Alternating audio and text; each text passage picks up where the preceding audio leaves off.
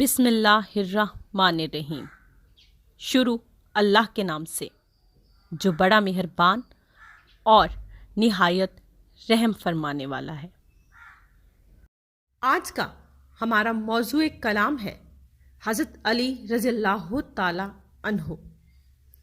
حضرت علی بن ابی طالب رضی اللہ تعالی عنہ رسول اللہ صلی اللہ علیہ وآلہ وسلم کے چچا زاد بھائی اور داماد ہونے کے حوالے سے بہت محترم اور قابل قدر تھے۔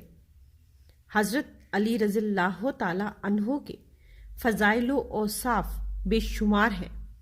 وہ بیک وقت ایک سپاہی، ایک عالم اور ایک صوفی بھی ہیں۔ اس پس منظر میں وہ تصوف کی دنیا میں جس مقام پر فائز ہیں، اس پر تمام اہل تصوف آپ پر نازاں ہیں۔ آپ رضی اللہ تعالی عنہ کی کنیت ابو الحسن تھی۔ وہ 30 عام الفیل میں رجب کے مہینے میں پیدا ہوئے۔ بنو ہاشم آپ کا خاندان تھا۔ اسی خاندان کو دولت کعبہ سونپی گئی تھی۔ اس اعتبار سے عرب کے دوسرے قبائل میں اس خاندان کو بلند مرتبہ اور مقام حاصل تھا۔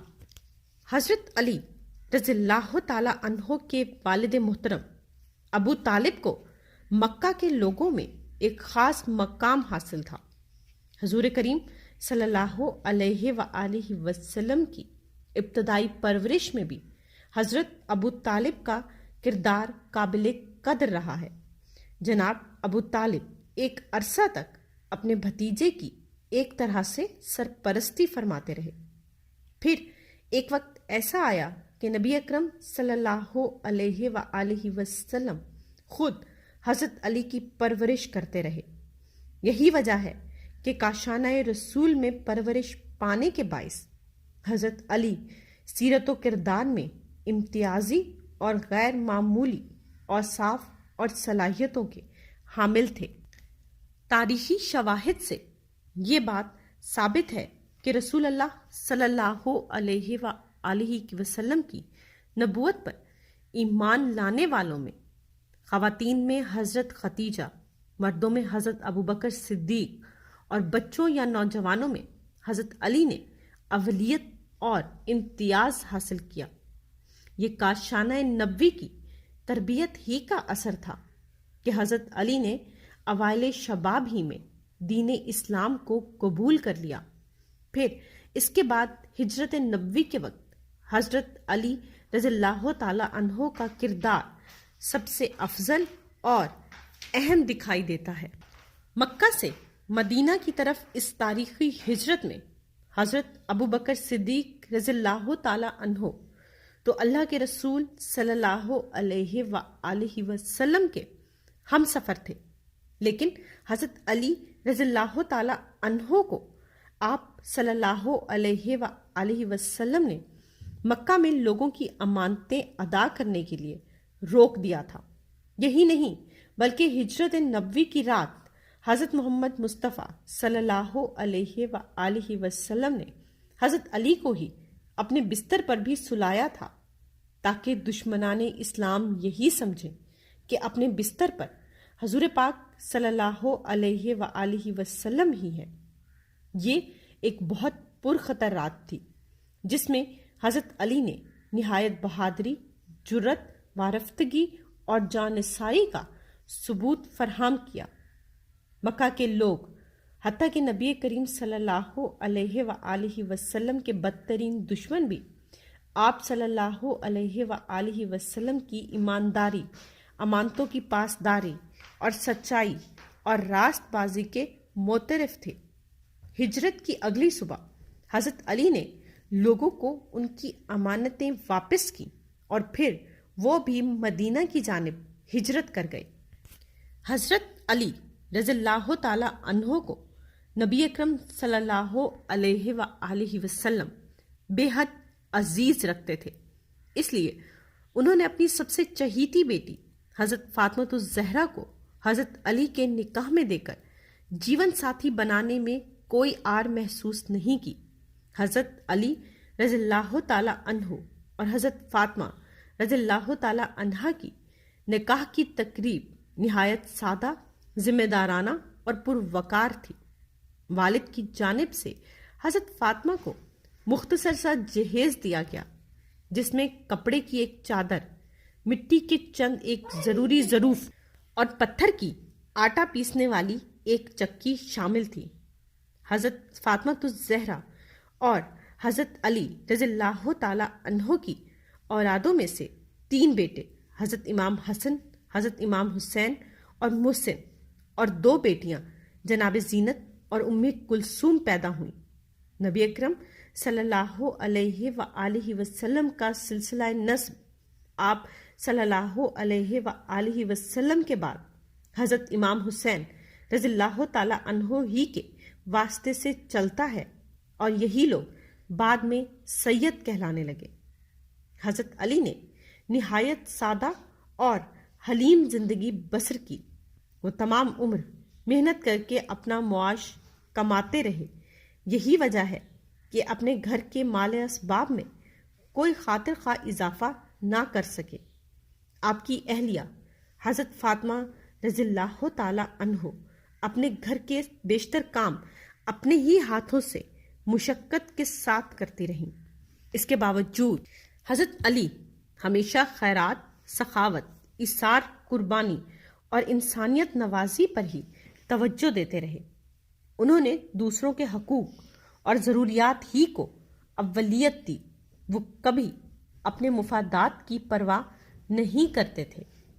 تاریخ انسانیت میں اس مثالی جوڑے کی کہیں نظیر نہیں ملتی، یہاں تک کہ وہ سوالی کو اپنے منہ کا لقمہ دے دیتے تھے اور خود اللہ کے توکل پر ہو جاتے تھے۔ حضرت علی رضی اللہ تعالی عنہ نے تبلیغ دین اور ترویج اسلام کی خاطر جو مثالی خدمات انجام دی ہیں، ان کی مثال ملنا مشکل ہے۔ حضرت علی رضی اللہ تعالی عنہ بے پناہ جری اور بہادر تھے۔ انہوں نے سب سے پہلے اپنی بہادری کے جوہر جنگ بدر میں دکھائے۔ اس وقت عربوں میں ولید اور شیبہ کی جنگی بہادری کے چرچے تھے، لیکن جنگ بدر میں حضرت علی نے ان دونوں سورماؤں کو اپنے ایک ہی مقابلے میں جیت لیا تھا۔ اس کے بعد جنگ احد میں اسلامی فوجوں کے علمبردار کو جب ناکامی ہوئی تو اس وقت حضرت علی نے خود علم سنبھال لیا اور دشمن کے علمبرداروں کو بہت نقصان پہنچایا۔ حضرت علی رضی اللہ تعالی عنہ کی انہی کارناموں، بہادرانہ معرکوں اور جرأتوں کے باعث علی جیسا کوئی بہادر جوان نہیں ہے کے طور پر مشہور ہو گئے۔ اس کے بعد بھی حضرت علی رضی اللہ تعالی عنہ کی بہادری اور دلاوری کے چرچے رہے۔ پھر اسی طرح خیبر کی وادی اپنی دولت اور قلعہ بندی مضبوطی کی وجہ سے بہت اہم تھی۔ یہاں پر یہودیوں کو بہت استحکام حاصل تھا۔ اسے فتح کرنے کے لیے مسلمانوں نے پہلے حضرت ابوبکر صدیق رضی اللہ تعالی عنہ کی سرکردگی میں اور پھر حضرت عمر فاروق رضی اللہ تعالی عنہ کی سربراہی میں حملے کیے، لیکن کامیابی نہ ہو سکی۔ اس کے بعد ایک دن رسول اکرم صلی اللہ علیہ وآلہ وسلم نے بشارت سنائی کہ کل مجھ سے ایک ایسا شخص علم لے گا جس کے ہاتھوں اللہ تعالیٰ خیبر کی فتح کرا دے گا۔ اس وقت حضرت علی رضی اللہ تعالی عنہ آنکھوں کے عارضے میں مبتلا تھے، لیکن اللہ کے نبی کے حضرت علی رضی اللہ تعالی عنہ کی آنکھوں پر اپنا لعاب مبارک لگایا تو ان کی آنکھیں بالکل درست ہو گئی۔ اس کے بعد رسول اللہ صلی اللہ علیہ وآلہ وسلم نے حضرت علی کو اسلامی فوج کا علم دیا اور خیبر پر حملہ کرنے کا حکم فرمایا۔ لہٰذا حضرت علی نے نہایت طاقت اور بہادری کے ساتھ حملہ کیا اور قلعہ خیبر کے مضبوط اور بھاری دروازے کو توڑ دیا۔ اس کے بعد متعدد مسلمان مجاہدین قلعے کے اندر داخل ہو گئے اور یوں قلعہ فتح ہو گیا۔ رسول کریم صلی اللہ علیہ وآلہ وسلم کی وفات کے بعد حضرت علی کا بیشتر وقت ترویج و تبلیغ اسلام کے لیے ہی گزرا اور اس دوران انہوں نے عملی طور پر جنگ و جدل میں حصہ نہیں لیا۔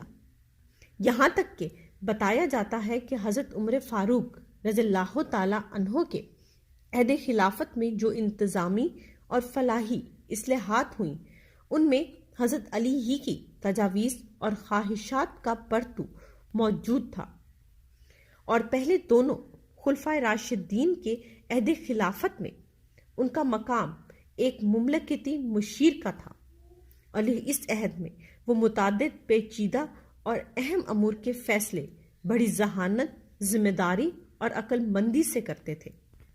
پھر حضرت عثمان غنی رضی اللہ تعالی عنہ کی شہادت کے بعد حضرت علی کو مسلمانوں کا چوتھا خلیفہ چن لیا گیا۔ اس وقت اسلامی دنیا کی سیاسی حالت بڑی ہی نازک اور پرخطر تھی۔ مدینہ جو کہ ایک مرکزی اسلامی شہر تھا، اسے شورش پسندوں نے محاصرے میں لے رکھا تھا۔ اگرچہ حضرت علی کا مقام و مرتبہ بے حد بلند اور عرفہ تھا، لیکن اس کے باوجود بھی لوگ حالات کی نزاکت کے باعث علن ان کی بیعت کرنے سے گریزاں تھے۔ اسی تناظر میں آپ رضی اللہ تعالی عنہ نے اپنی خلافت کے آغاز میں نہایت محتاط انداز اختیار کیا۔ اس وقت ایک مطالبہ یہ بھی تھا کہ قاتلین عثمان کو جلد از جلد سزا دی جائے۔ طلحہ اور زبیر کو فی الفور سزا دینے کی تجویز پیش کی جا رہی تھی۔ اس حوالے سے حضرت علی رضی اللہ تعالی عنہ کی بھی یہی خواہش تھی، لیکن وہ حالات کو ابھی سازگار نہیں سمجھتے تھے۔ اس اعتبار سے یہ نہایت نازک اور کڑا وقت تھا۔ اگر حالات کو ٹھیک طریقے سے نہ سنبھالا جاتا تو بغاوت کا خطرہ تھا، لہٰذا ان امور کے سلسلے میں حضرت علی نے فرمایا ابھی مناسب وقت نہیں آیا، لہٰذا ان امور کے سلسلے میں اس وقت تک انتظار کروں گا جب تک اللہ تعالیٰ مجھے کوئی بہتر راہ نہیں سجھا دیتے۔ گویا اس وقت باغیوں کے خلاف کسی قسم کی شدید کارروائی کرنا خطرے سے خالی نہیں تھا۔